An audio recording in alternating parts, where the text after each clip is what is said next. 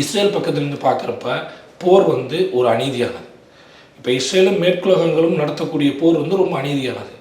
இவர்கள் தங்களுடைய இருப்பை நிலைநிறுத்துவதற்காக நடத்தக்கூடிய போர் வந்து அவங்களுடைய நியாயமானது. இது போரை பற்றி இவங்களுடைய போரை பற்றி நம்ம இப்படி சொல்லிக்கலாம். ஆனால் போர் அப்படின்றது ஒரு பெரிய விலை கொடுக்கும்.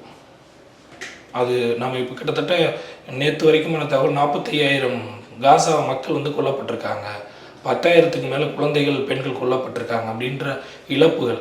கிட்டத்தட்ட 20 வருஷம் ஆகும் இவங்களுடைய ஒட்டுமொத்த வாழ்வியல் வந்து இதுவரைக்கும் இஸ்ரேலால் நாசமாக்கப்பட்ட காசாவை திரும்ப கட்டுவதற்கு அப்படின்னு நிறைய பேசுகிறாங்க. அந்த இதுலேயே வந்து ஒருத்தர் சொல்லியிருப்பார் என்ன அப்படின்னா, நாங்கள் எல்லாத்தையும் திரும்ப கட்டிடலாம், ஆனால் இதெல்லாம் உருவாக்குவதற்கு நாங்கள் செலவழித்த இந்த 20 வருடங்களை யார் தருவார் அப்படின்னு கேட்பாங்க. இதெல்லாம் யார் கொடுக்க போகிறாங்க? போர்ன்றது ஒரு பெரிய வலி, பெரிய கொடூரம். அது போருக்கு என்ன தெரியாது அப்படின்னா மனிதர்களை தெரியாது, உடல்களை தெரியாது. குண்டெல்லாம் போரில் வீசக்கூடிய எந்த குண்டுகளுக்கும் மனுஷங்களை தெரியாது. அது குழந்தையா, அது கல்லா, மண்ணா, காடா, வீடா, நிலமா, எதுவுமே தெரியாது. அது விழுந்தா அது அழிவு தான்.